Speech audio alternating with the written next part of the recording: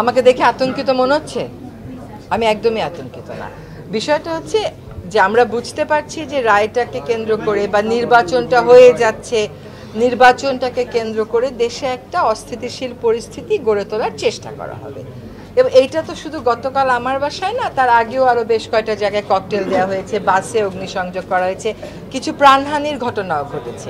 আমি বরং ওইটা নিয়ে বেশি চিন্তিত যে বাসের মধ্যে, যাত্রীবাহী বাসে আগুন দেওয়া হচ্ছে, ওখানে প্রাণহানি হচ্ছে, মানুষ আহত হচ্ছে, আমরা ওইটা নিয়েই বেশি চিন্তিত। সরকারের তো অবশ্যই প্রস্তুতি থাকতে হবে, কারণ এখন ঘোষণা দিয়ে এই কাজটা করা হচ্ছে।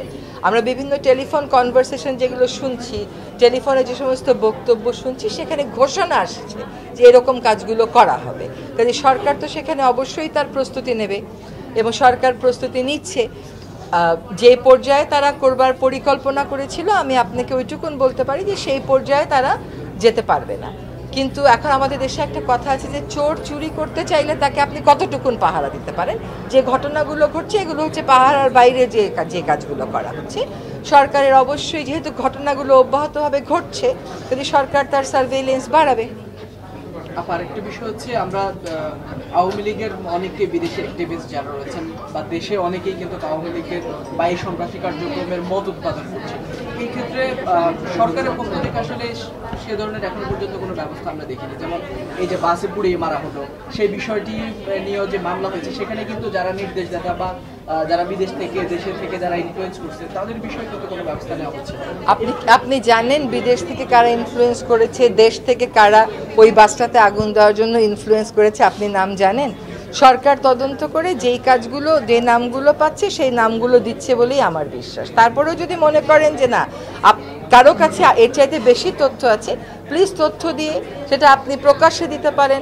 আপনি যদি মনে করেন যে না, আপনি সরকারকে আলাদা করে জানাবেন, আপনি জানান, এটার তো কোনো বাধা নেই। আর যেই সরকার এই ধরনের সহিংস কার্যক্রম পরিচালনাকারী সংগঠনের বিরুদ্ধে অবস্থান নেয়, সেই সরকারের তো কোনো কারণই থাকতে পারে না যে জানা সত্ত্বেও ওই নামটা সরকার দেবে না, তাই না? কারণ সরকারকেই তো এই ধকলটা সামলাতে হচ্ছে। বাণিজ্য প্রতিষ্ঠানদের একটু বলেন যে এই যে এরকম অস্থিতিশীল পরিস্থিতি, এটা তো দেশের বাণিজ্যের উপরেও তো প্রভাব ফেলছে।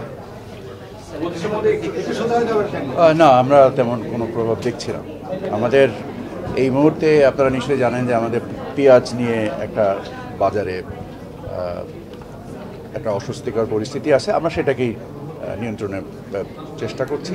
এর বাইরে আমরা বাণিজ্য সংশ্লিষ্ট কোনো বিষয়ে কোনো সমস্যা দেখছি না। 4-5 দিনের সময় দিয়েছিলেন যে এর মধ্যে না কমলে আপনারা আমদানি করবেন। আমরা গতকালও বিষয়টা নিয়ে আলোচনা করেছি। আমাদের সাথে কৃষি মন্ত্রণালয়ের অনুমোদন ছাড়া আমরা এই কাজটা করতে পারি না, বিকজ ওনাদের অনুমোদন লাগে। আমরা ওনাদের অনুমোদন পাওয়ার অপেক্ষায় রয়েছি, পেলেই আমরা ব্যবস্থা নেব। তবে আমরা যে তথ্য উপাত্ত পেয়েছি এর ব্যাপারে আমরা আমরা দেখছি যে আমাদের পেঁয়াজ উঠে আসছে, যথেষ্ট পেঁয়াজ বাজারে আসছে এবং দাম আঞ্চলিক পর্যায়ে নেমে আসছে, হয়তো বা রাজধানীতে এখনও নামেনি। তো এর প্রতিক্রিয়া হচ্ছে।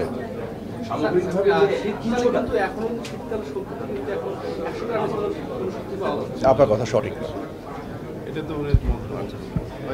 যে অস্থিতিশীলতা কিছুটা চেষ্টা হচ্ছে, সামগ্রিকভাবে আপনাদের প্রস্তুতি কেমন? এবং বিশ্বব্যাংক সহ অনেকে এখনো বলছে যে মূল্যস্ফীতিটাই হচ্ছে আমাদের, মানে বাংলাদেশের জন্য কিছুটা চ্যালেঞ্জ এখনো রয়ে গেছে, সেটা ওভারকাম করার জন্য কোনো প্রস্তুতি আছে?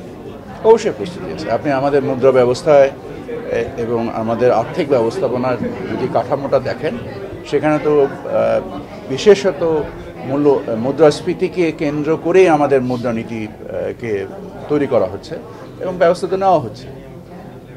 আপনারা দেখছেন যে হয়তো ব্যবসায়ীদের মধ্যে যথেষ্ট আকাঙ্ক্ষা রয়েছে যে ব্যাংক সুদ কমানোর জন্য, বাট আমাদের মুদ্রাস্ফীতিকে নিয়ন্ত্রণের জন্য এখনও ব্যাংক সুদকে ধরে রাখা হয়েছে এবং সুযোগ মতো যখনই সুযোগটা আসবে ব্যাংক সুদ কমানো হবে।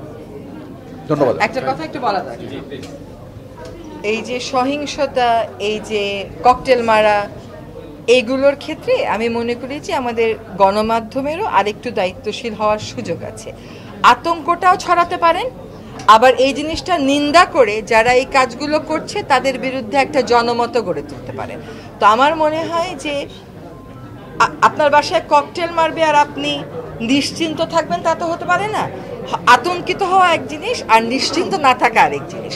আপনি সতর্ক হবেন, সেটা আরেক জিনিস। কিন্তু কথা হচ্ছে যে একটা শান্ত পরিবেশে যে এরকম অস্থিতিশীলতা গড়ে তোলা হচ্ছে, এইটার ব্যাপারে আপনারা জনমত গড়ে তুলতে এগিয়ে আসে, এটা জরুরি।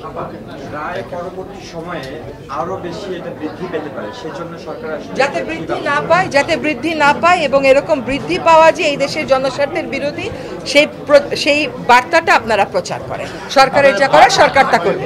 আজকের অনুষ্ঠান কেন্দ্রিক কোনো প্রশ্ন নাই।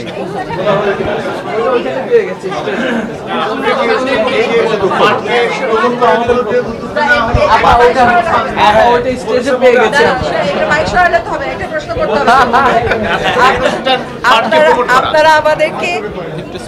আপনারা আমাদেরকে যেই বিষয় নিয়ে অনুষ্ঠান, সেই বিষয় নিয়েই তো কোনো প্রশ্ন করলেন না। আপনারা যত প্রশ্ন করবেন, যত জিজ্ঞেস করবেন, মানুষ তো তত বুঝবে। কারণ আপনারা কি বলেন, মানুষের মনের মধ্যে তাদের মনস্তত্ত্বে তার একটা প্রভাব পড়ে। তো আপনাদেরকে তো এই বার্তা প্রচার করতে হবে যে সরকার উদ্যোগী হচ্ছে পাটের বহুমুখী ব্যবহার এবং প্রসার বাড়াতে। সরকার বিশেষ ব্যবস্থাপনা গ্রহণ করেছে পলিথিন শপিং ব্যাগের বিকল্পে মানুষকে সাশ্রয়ে পাটের ব্যাগ দিতে।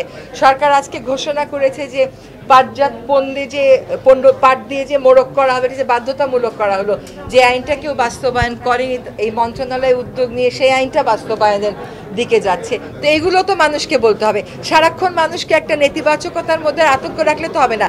এটা পতিত যে ফোর্স, তারা চায় মানুষকে আতঙ্কিত করতে, কিন্তু দায়িত্বশীল গণমাধ্যম তো এটা চাইতে পারে না, তাই না? এটা বশির ভাই